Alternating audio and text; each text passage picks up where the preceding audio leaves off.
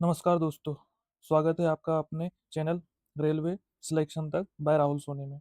अगर आपका target RRB LB CBT 2 में सिलेक्शन है तो आप बिल्कुल सही जगह पर आए हैं। हम पढ़ रहे हैं एस के झा सर की बुक आरआरबी एलबी सीबीटी 2 के लिए पार्ट ए के लिए basic science and engineering drawing. और आज हम स्टार्ट करने जा रहे हैं यूनिट 3 का part 2 work power and energy का। तो चलिए, हम लोगों ने यहाँ तक के देख लिया था कार्य शक्ति एवं ऊर्जा में, ना देख लिया था। यहाँ से स्टार्ट करना था क्वेश्चन से। आप इस चैनल पर नए हैं तो चैनल को सब्सक्राइब कीजिए, कमेंट कीजिए, लाइक कीजिए, सब्सक्राइब कीजिए।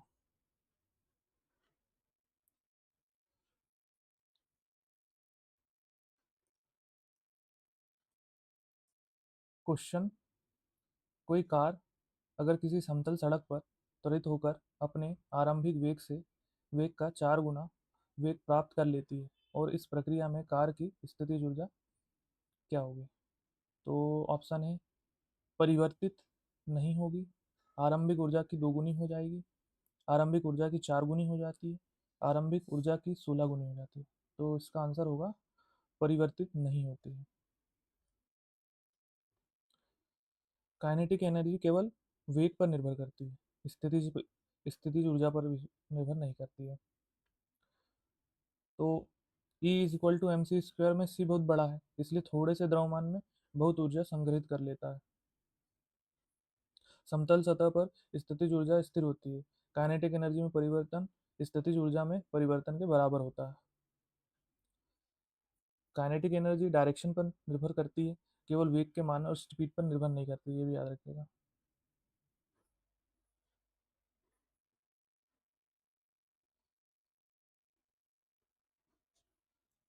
अब कुछ एग्जाम्पल दिए हुए हैं काइनेटिक एनर्जी के। एक बच्चा है और ये खिड़की के कांच पे बॉल मारता है और एक ऊंचाई से गेंद लुढ़कते हुए नीचे आ रही है। एक हथौड़े से कील को ठोका जा रहा है और कुछ देर बाद कील पूरी तरीके से ठुक जाती है। एक बर्ड है ऊपर से फ्लाइंग करते हुए नीचे आ रही है। एक बच्चा है जो फुटबॉल को लात मारता है और एक रोलर है जो दोलन गति में है। तो इन सबसे एक ही चीज़ है समझ में आती है कि जो भी वस्तु मोशन में होती है उसमें काइनेटिक एनर्जी होती है।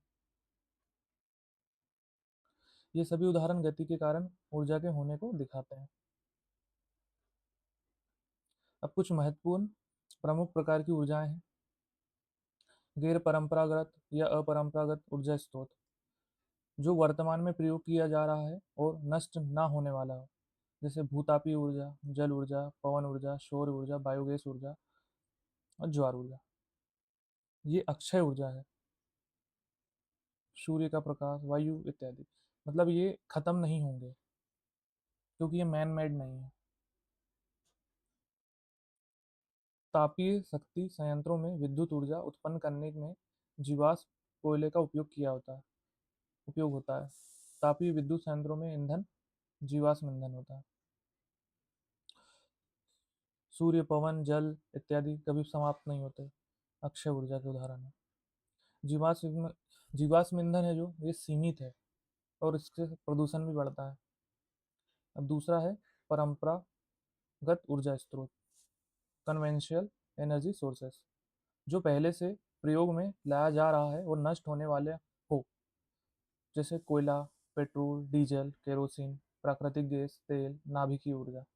ये पहले से उपयोग में लाए जा रहे हैं और ये खत्म होने की कगार पे हैं। परंपरागत ऊर्जा सीमित संसाधन से मिलती है। महासागरों के भिन्न भिन्न स्तर पर ताप में अंतर 20 डिग्री तक होता है। समुद्र की गहराई पर ताप कम होता है और 20 डिग्री तक के सेंटीग्रेड में काम, यानी समुद्र की गहराई में हर 1 मीटर पे 1 डिग्री सेंटीग्रेड तापमान गिरता है। एक क्वेश्चन है, अगर किसी ऊर्जा का वेग 2 गुना कर दिया जाए तो उसकी गतिज ऊर्जा कितने गुनी बढ़ जाती है? तो 4 गुना बढ़ जाती है। अगर वेलोसिटी 2 टाइम है तो काइनेटिक एनर्जी 4 टाइम हो जाएगी। निष्कर्ष ये है कि काइनेटिक एनर्जी न्यू हमेशा होती है 4 टाइम ऑफ काइनेटिक एनर्जी के। तो क्वेश्चन में रख लेते हैं अपन, ये 2 दिया हुआ है अपना वेलोसिटी क्वेश्चन में, और इसका स्क्वायर हो जाएगा 4। अब ये 2 से 2 कट जाएगा, यहाँ 2 बचेगा, तो 2 का स्क्वायर 4 हो जाएगा। तो जो काइनेटिक एनर्जी है न्यू वाली, वो 4 टाइम होगी। इसमें दो चीज़ें दी हुई है, आपको इस दोनों वर्ड पे ध्यान रखना है। हो गया यानी 4 गुनी हो गई, वो बढ़ गया यानी 3 बढ़ी, है ना, जिससे मिलता जुलता है। कार्य, ऊर्जा और दूरी में संबंध। तो इसका केस फर्स्ट देख लेते हैं। जब दो अलग अलग ऊर्जा K1 K2 वाले पिंड अलग अलग वेग V1 V2 से गति करें तो समान बल लगाने से S1 S2 दूरी पर रुकेंगे। एक समान बल लगाने पर दूरी ऊर्जा के समानुपातिक हो जाती है। जितनी अधिक काइनेटिक एनर्जी होगी उतनी अधिक दूरी तक पिंड चलेगा। ये कहने का मतलब है, ऊर्जा ना तो उत्पन्न की जा सकती है ना ही नष्ट की जा सकती है, बस इसे एक रूप से दूसरे रूप में परिवर्तित किया जा सकता है। ये जो नॉन कन्वेंशनल ऊर्जा होती है वो भविष्य की जरूरत है। काइनेटिक एनर्जी का एसआई मात्रक जूल है, और एक जूल 1 kg मीटर स्क्वायर बटे सेकेंड स्क्वायर के बराबर होता है। तो इसमें S1/S2 K1/K2, तो ये काइनेटिक एनर्जी की वैल्यू है, और ये भी काइनेटिक एनर्जी दूसरे की वैल्यू है। तो ये इसमें बताया गया है कि काइनेटिक एनर्जी समानुपाती होती है दूरी के।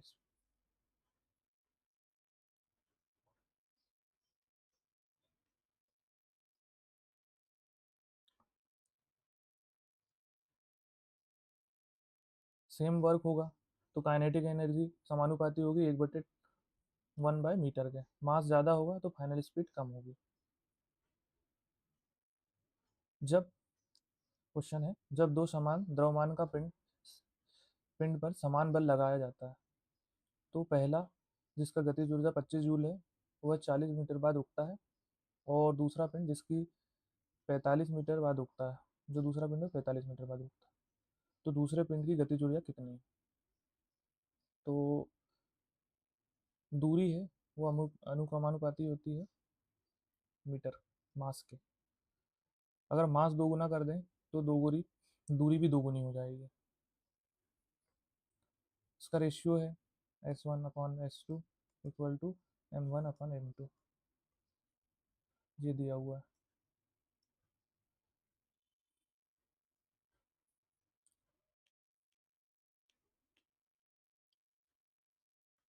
दोनों पिंडों पर सेम वर्क, तो फाइनल काइनेटिक एनर्जी दूरी के इन्वर्स हो जाएगी। तो काइनेटिक एनर्जी वन की वैल्यू अपने पास में 25 जूल है, और दूरी 40 मीटर है, और दूसरे वाले की दूरी 45 मीटर है, और काइनेटिक एनर्जी 1 है ना। फॉर्मूले में वैल्यू को पुट कर देंगे तो ये 5 से 5 बार ये 8 बार। अब ये होता है 45 × 225 बचे 8/8 जूल। अब केस 4 में, इसमें वर्क काइनेटिक एनर्जी के बराबर है। जितना ज़्यादा काइनेटिक एनर्जी होगी उतनी दूरी में पिंड रुकेगा। ये वाले केस में ये कह गया। अब ये जो सेम कंडीशन का फॉर्मूला लगा दिया, अब इसके बाद में केस 4 देखेंगे। जब दो पिंड समान वेग से गतिशील हो तो समान बल द्वारा रोकने में लगा समय। इसमें दोनों पिंड है जो वो समान वेग से गतिशील है, समान बल द्वारा रोकने में लगा समय। तो जो मास है और जो वेलोसिटी है, mass one velocity one, mass two velocity one, time 1 time 2, ये दोनों इक्वल है। तो अगर अपने को T1 T2 की वैल्यू निकालनी है तो टी इधर उठ के चला जाएगा और एम यहाँ नीचे आ जाएगा। तो ये जो है समय है समानुपाती है मास के। काइनेटिक एनर्जी 1 काइनेटिक एनर्जी 2 बराबर है S1/S2 सेम वर्क कंडीशन में। क्वेश्चन है, जब दो पिंड समान वेग से गतिशील है, एक द्रव्यमान का 10 kg है, जब दो पिंड समान वेग से गतिशील है, एक का द्रव्यमान 10 केजी है एवं समान बल लगाने पर 20 सेकंड बाद रुकता है और दूसरी वस्तु 20 केजी का है, तो कितना देर बाद रुकेगा? तो यह कितने देर बाद रुकेगा? तो इसमें भी वही फॉर्मूला लगा देंगे, m1v1/t1 is equal to m2v2/t2। Time mass और स्पीड के रेशियो में बदल जाएगा।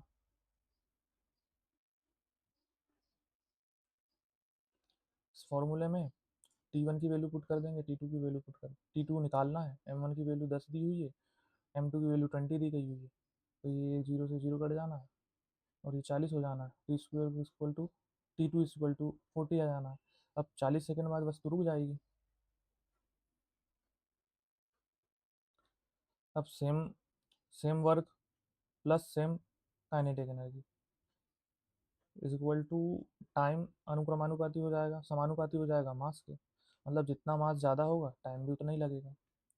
अब सेम वर्क में समय है जो मतलब दूरी है, वो वर्ग के वेग के वर्ग के समानुपाती होगी, तो डिस्टेंस स्पीड के स्क्वायर के अनुपातिक हो जाएगा। अब ये लास्ट वाला केस हो जाएगा, जब दोनों पिंड समान वेग से गतिमान हो तो क्या होगा? अब ये दो पिंड है, ये दोनों समान वेग से गतिमान है तो क्या होगा? तो सेम वर्क में काइनेटिक एनर्जी सेम रहेगा हर हाल में। जब मास वेलोसिटी और स्पीड टाइम का रिलेशन बदलेगा तब।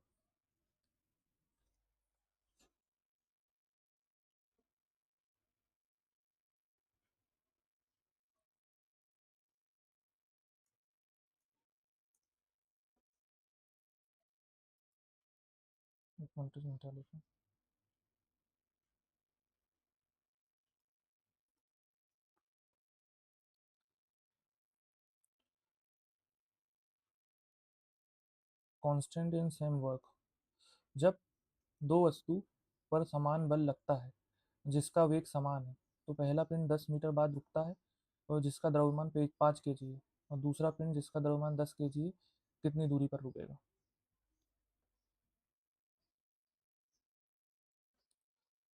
तो इसमें m2 दो गुना है और दूरी भी दो गुना है, यही कारण है कि S20 हो जाना है। तो सिंपल सा है इसमें लॉजिक, कि जो m2 दिया हुआ है, मास 2 10 केजी है ना, वो दूरी के दो गुना है ना, यही कारण है कि दूरी दो गुना हो जाएगी। तो m1 m2 ये सेम इसका दो गुना है, तो जो दूरी है ये भी इसके दो गुना हो जाएगी, क्योंकि अपन ने सेम अभी टॉपिक पढ़ा है, मतलब ये कॉन्सेप्ट पढ़ा है कि जो डिस्टेंस है वो अनुक्रमानुपाती होती है, समानुपाती होती है मास के। तो जब 5 केजी और ये 10 केजी दो गुना है, तो जब दूरी S1 S2 भी दो गुना हो जाएगी, तो ये भी हो जाएगी। पर फॉर्मूले में रख लेते हैं, S1 की वैल्यू 10 है, S2 निकालना है, M1 की वैल्यू 5 है, M2 की वैल्यू 10 है, तो ये दो बार कट जाएगा और ये 20 हो जाना है। अतः वस्तु 20 मीटर बाद रुकेगी। सेम वेग से सेम वेग प्लस सेम वर्क, तो सेम ये कॉन्सेप्ट लग जाएगा।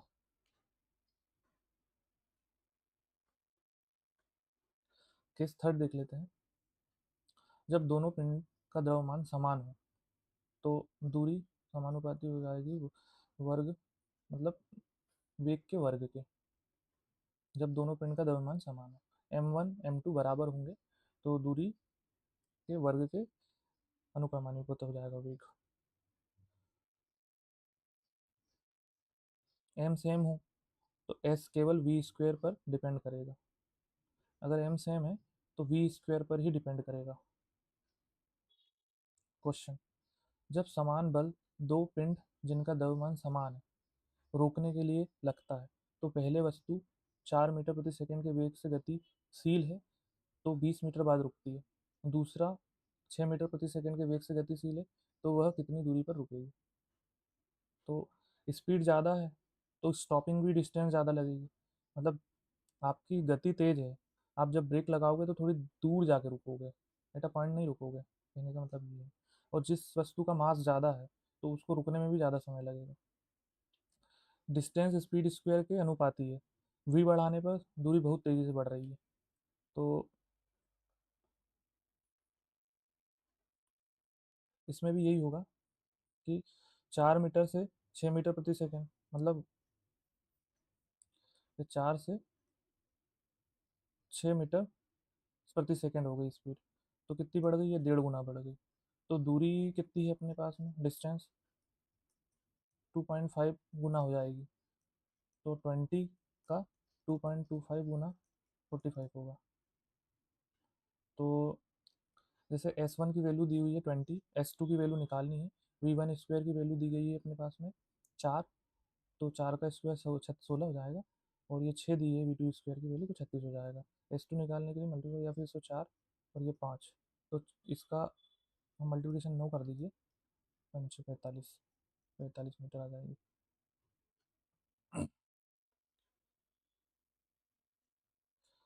ऐसे सवालों में पहले वर्क सेम चुन पहचाने, फिर यही रिलेशन दूरी, टाइम और वेग और मास के साथ में बनाएं। केस थर्ड का निष्कर्ष यही है कि सेम वर्क और दूरी सीधे स्पीड स्क्वायर के अनुपाती होगी। इसका यही निष्कर्ष है।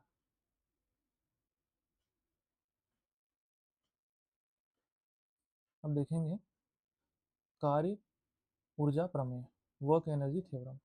इस प्रमेय के अनुसार किसी पिंड पर किए गया कार्य उस पिंड के गतिज ऊर्जा में अंतर पर निर्भर करता है। तो work done 1/2 m2 m v square minus 1/2 m u square. प्रकृति में सभी वस्तु में ऊर्जा होता है, लेकिन केवल गतिशील वस्तु द्वारा ही कार्य होता है। हाँ, जो वस्तु मोशन में होगी वही कार्य होगी, जो स्टैटिक में होगी वो उसमें कार्य कैसे होगा? कुल किया गया कार्य बराबर गतिज ऊर्जा में परिवर्तन। जैसे कुल किया गया कार्य क्या है अपना? वर्क डन है। और गतिज ऊर्जा में परिवर्तन, तो डिफरेंस इन काइनेटिक एनर्जी। यही है इसका मतलब प्रमेय का।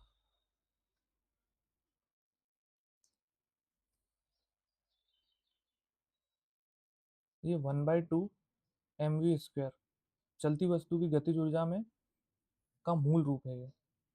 उसमें m बढ़ेगा या v बढ़े, काइनेटिक एनर्जी बढ़नी ही बढ़नी है। देख लेते हैं संवेग, मोमेंटम। इसमें यूनिट्स का ध्यान रखना है। वर्क डन और काइनेटिक एनर्जी की इकाई वर्क वर्क डन और काइनेटिक एनर्जी की इकाई क्या होती है? जूल होती है ना। न्यूटन मीटर भी होती है, और किलोग्राम मीटर स्क्वायर प्रति सेकंड स्क्वायर भी होती है। ये इंपॉर्टेंट है। तो संवेग वह भौतिक राशि है जो गति की मात्रा को बतलाती है। संवेग बराबर होता है द्रव्यमान unit velocity, p is equal to mass into X velocity. Momentum mass into velocity होता है। यह दिशा वाला सदिश राशि है। तो सदिश राशि है ये, सदिश राशि है। इसमें दिशा भी है और एम्पलीट्यूड भी है, मान भी है।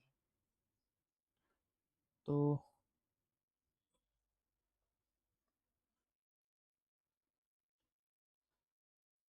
p is equal to M V into T by T, तो ये हो जाएगा M V T by T. या p equal to F into T. p का एसआई मात्रक किलोग्राम मीटर सेकंड इनवर्स है, p की वीमा एम एल टी इनवर्स है। संवेग सदिश राशि है। संवेग के बारे में सर्वप्रथम न्यूटन ने बताया था। संवेग और गतिज ऊर्जा में संबंध, relation between momentum and kinetic energy. Kinetic energy 1/2 mv square के बराबर है, और काइनेटिक एनर्जी में 1/2 mv स्क्वायर इंटू एम करेंगे तो ये संवेग बन जाएगा m/v। हर और अंश में m का गुना करने पर, तो ये m से m कट जाना। तो kinetic energy 1/2 m square v square upon m, तो m square v square equal to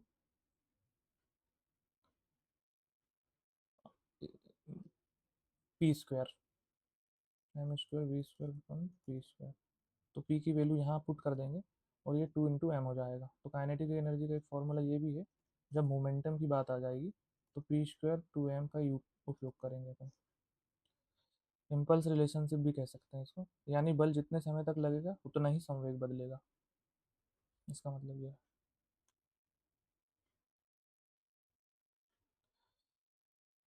अगर किसी वस्तु के संवेग में 10% की वृद्धि कर दी जाए तो गतिज ऊर्जा में कितने प्रतिशत का बदलाव आएगा। उसको अपन मैथ्स में इसमें सक्सेसिव फार्मूला होता है ना जो, वो यूज़ कर सकते हैं इसमें। X plus Y plus X into Y upon में 100। तो 10 × 10 प्लस 10 × 10 अपॉन में 100। तो एक जीरो से एक जीरो, दो जीरो से जीरो, तो ये हो जाएगा 20 प्लस 1, तो 21। और इसमें जैसे दिया है देख लेते हैं।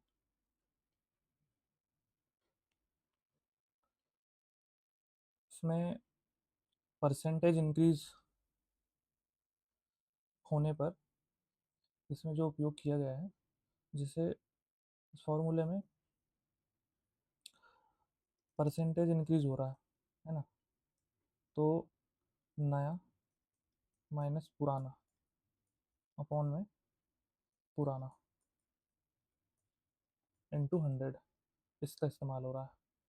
तो प्रारंभिक में ये वाला फॉर्मूला लगाएंगे अपन, जब हमें संवेग दिया गया है ना, तो kinetic energy equal to P square upon 2m। तो पी स्क्वायर की वैल्यू क्या हो जाएगी, 100 मान लेते हैं। ये अपन प्रारंभिक निकाल रहे हैं, क्योंकि 10% बढ़ गई है, तो यानी 100 से 110 हुई है ना। तो 100 स्क्वायर अपॉन में 2m, ये प्रारंभिक है, और अंतिम में हो जाएगी 110 स्क्वायर 2m। तो फॉर्मूले में अपन पुट ऑन कर देंगे अंतिम माइनस प्रारंभिक, है ना। तो ये सब पुट करने के बाद में 2100/10,000 आ जाएगा, इंटू में 100 आ जाएगा। तो ये दो जीरो से दो जीरो कट जाएंगे, ये दो जीरो से जीरो कट जाएंगे, तो यहाँ पे भी 21% आएगा। लेकिन इतना लंबा जाना नहीं है, सिंपल सा सक्सेसिव लगा लेना है, काम हो जाएगा अपना।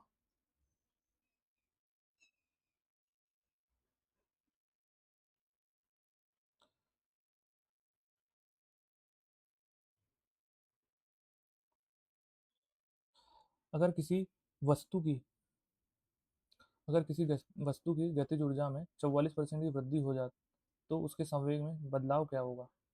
तो इसमें भी सक्सेसिव लगा सकते हैं, जैसे 100 से 144 हो गया,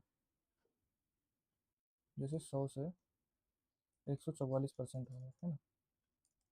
तो 100 प्लस 44 इक्वल टू 144।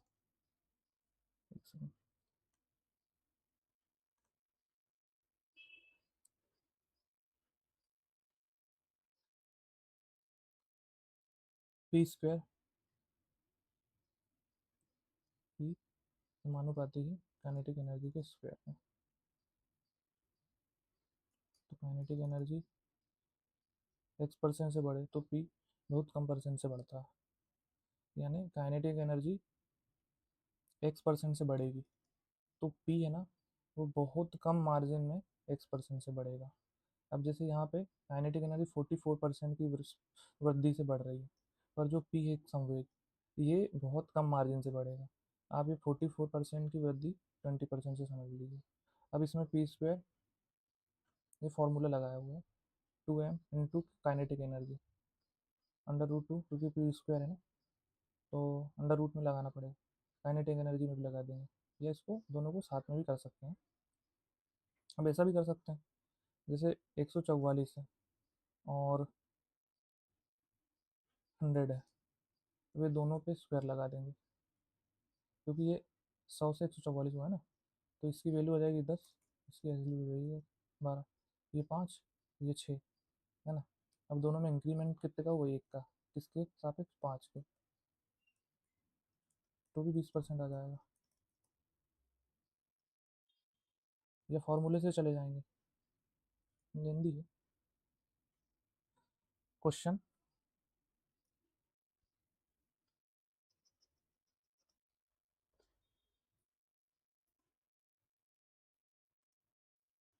दो अलग अलग द्रव्यमान की वस्तु का आकार संवेग स्थिर हो तो गतिज ऊर्जा क्या होगी। ऑप्शन ए हल्के वाले का अधिक होगा, ऑप्शन बी भारी वाले का अधिक होगा, ऑप्शन सी दोनों का समान होगा, ऑप्शन डी इनमें से कोई नहीं। तो दो अलग अलग द्रव्यमान की वस्तु का अगर संवेग स्थिर है तो गतिज ऊर्जा हल्के वाले का अधिक होगा। क्यों क्यों होगा अधिक? अगर पी सेम है तो न्यूमरेटर भी सेम रहेगा, डिनोमिनेटर एम कम हो जाएगा, तो काइनेटिक एनर्जी ज़्यादा हो जाएगी। अगर न्यूमरेटर सेम है m1 m2 तो डिनोमिनेटर कम हो जाएगा, काइनेटिक एनर्जी कम हो जाएगी। तो जैसे कि इसमें दिया है काइनेटिक एनर्जी समानुपाती 1/m के, तो ये लाइट बॉडी में छोटा m यूज़ हो रहा है तो ज़्यादा काइनेटिक एनर्जी हो जाएगी। ये इन्वर्सली प्रोपोर्शनल है ना। तो छोटा m ज़्यादा, छोटा m कम होगा तो काइनेटिक एनर्जी ज़्यादा होगी, काइनेटिक एनर्जी ज़्यादा होगी तो छोटा m कम होगा।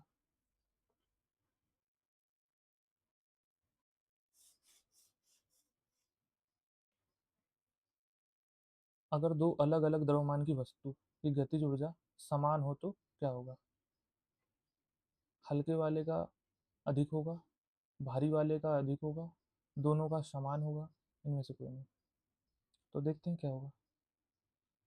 काइनेटिक एनर्जी सेम है तो मास ज़्यादा होगा तो संवेग भी ज़्यादा होगा। ये दोनों सेम है काइनेटिक एनर्जी, तो मास ज़्यादा होगा तो संवेग भी ज़्यादा होगा। तो जो संवेग का स्क्वायर है वो समानुपाती है मास के। मोमेंटम मास स्क्वायर रूट के प्रोपोर्शनल होता है। सेम काइनेटिक एनर्जी पर जो संवेग है वो समानुपाती होगा m के घात के। भारी वस्तु का मोमेंटम ज़्यादा होगा। p सेम रहेगा तो काइनेटिक एनर्जी 1/m के समानुपाती होगी, यानी हल्की वस्तु की काइनेटिक एनर्जी ज़्यादा होगी।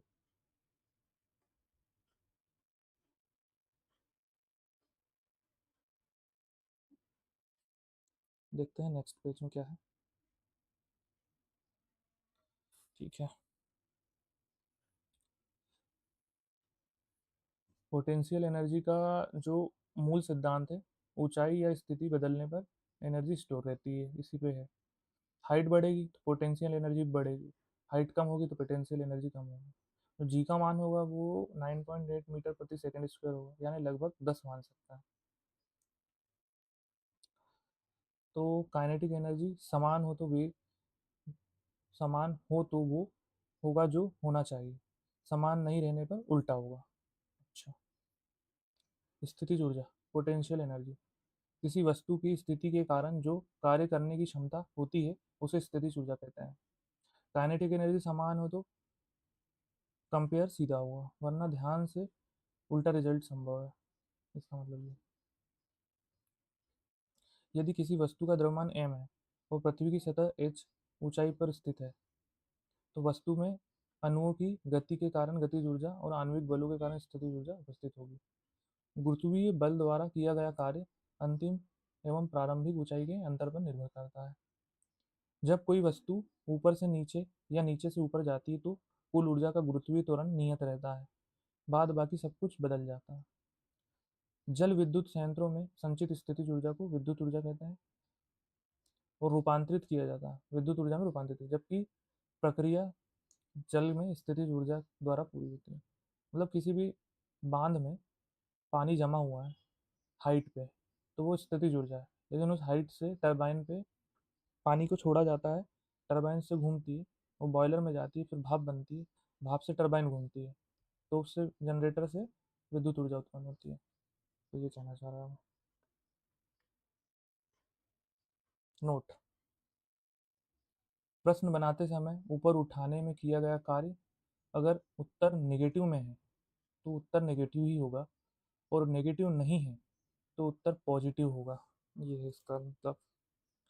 वर्क का साइन ऊपर उठाया तो नेगेटिव वर्क, नीचे गिराया तो पॉजिटिव वर्क। ठीक है, अब जैसे कि ये रोलर कोस्टर है, इसमें ये बंदा है, तो अब ये पोटेंशियल एनर्जी सबसे ज़्यादा है, मैक्सिमम हाईएस्ट पीक पे बैठा हुआ है, तो सबसे ज़्यादा पोटेंशियल एनर्जी है। अब ये बांध है, इसमें रुका हुआ पानी है, इसमें पोटेंशियल एनर्जी ज़्यादा है। ये पेड़ में फल लगे हुए हैं सेब, इनमें पोटेंशियल एनर्जी बहुत ज़्यादा है। ये खिंचा हुआ धनुष, इसके अंदर में भी पोटेंशियल एनर्जी है। ये खिंची हुई गुलेल, इसके अंदर में पोटेंशियल एनर्जी है। स्थितिज ऊर्जा mgh, पोटेंशियल एनर्जी mgh। लिखने का तरीका अलग है, दोनों ही सेम है, लेकिन इंग्लिश में लिख दिया, हिंदी में लिख दिया।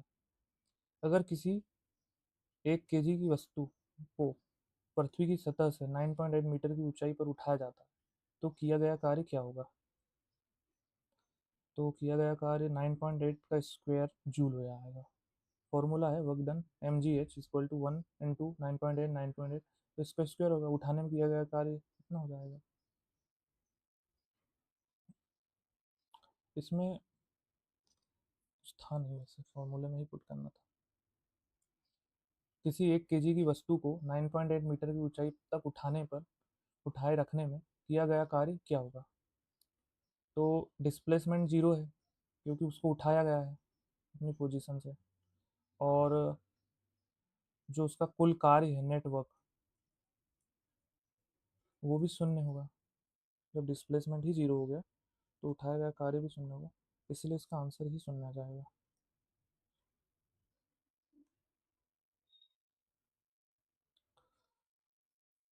उठाने में किया गया कार्य mgh है और उठाकर रखने में किया गया कार्य शून्य है, क्योंकि पोटेंशियल एनर्जी है वो ऊंचाई पर निर्भर करती है mgh, और मास डबल कर देंगे तो पोटेंशियल एनर्जी डबल कर देगी। वर्क डन जीरो है, जब वस्तु को बिना हिलाए रखा गया तो कोई मतलब ही नहीं। तो पोटेंशियल, अभी एक फॉर्मूला आने वाला है, देखते हैं कौन सा है। स्प्रिंग का है ये वाला, स्प्रिंग का क्षैतिज ऊर्जा वाला। आधी ऊंचाई पर वस्तु की गतिज ऊर्जा स्थितिज ऊर्जा दोनों बराबर होती है। अच्छा, हाफ हाफ हाफ सॉरी, आधी ऊंचाई रूल है ये, एच इक्वल टू L/2, या potential energy equal to kinetic energy, ये कहना चाह रहा है ये। V square minus U square equal to 2as, ये इधर आ जाएगा, तो -2 GL/2, यू स्क्वायर GL,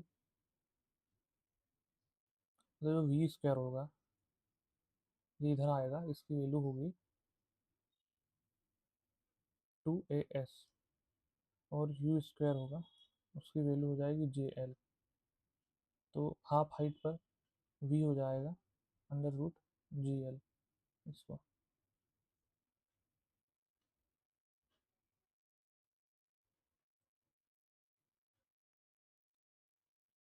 गतिज ऊर्जा 1/2 mU², और यू स्क्वायर की वैल्यू पुट कर देंगे तो GL है, तो स्थितिज ऊर्जा हो जाएगी mgh 1/2 mgl, क्योंकि यहाँ भी v की वैल्यू, h की वैल्यू 1L/2 दी है। स्थितिज ऊर्जा इज इक्वल टू गतिज ऊर्जा।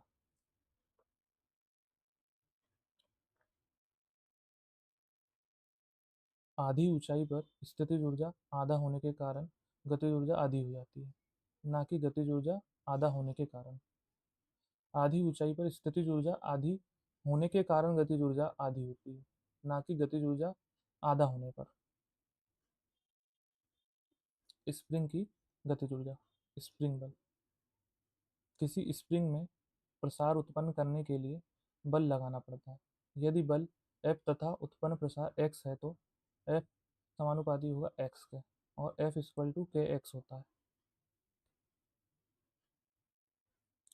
ये हुक्स का लॉ है, पढ़ा था बचपन में। जहाँ k एक स्थिरांक है जिसे बल नियतांक कहता है। बल नियतांक का मात्रक न्यूटन मीटर होता है, न्यूटन प्रति मीटर होता है, फोर्स पर मीटर भी बोल सकते हैं।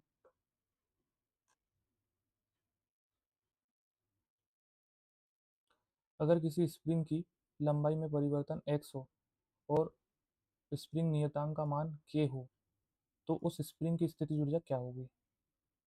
तो पोटेंशियल एनर्जी हो जाएगी समानुपात एक्स स्क्वायर का। तो एक्स बढ़ेगा, है ना, एक्स अगर 2 गुना बढ़ेगा तो जो पोटेंशियल एनर्जी है वो 4 गुना बढ़ेगी, इसमें ये बताया गया है। अगर स्प्रिंग की लंबाई में परिवर्तन x हो तो स्प्रिंग के नियतांक का मान स्प्रिंग की स्थिति ऊर्जा के बराबर होगा, मतलब 2 गुना होगा।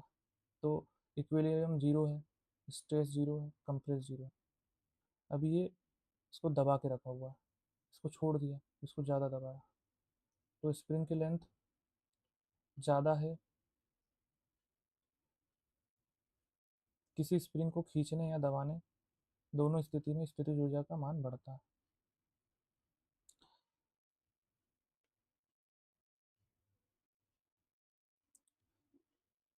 चलिए दोस्तों, आज के लिए इतना ही रखते हैं, बाकी का आगे की क्लास में देखेंगे।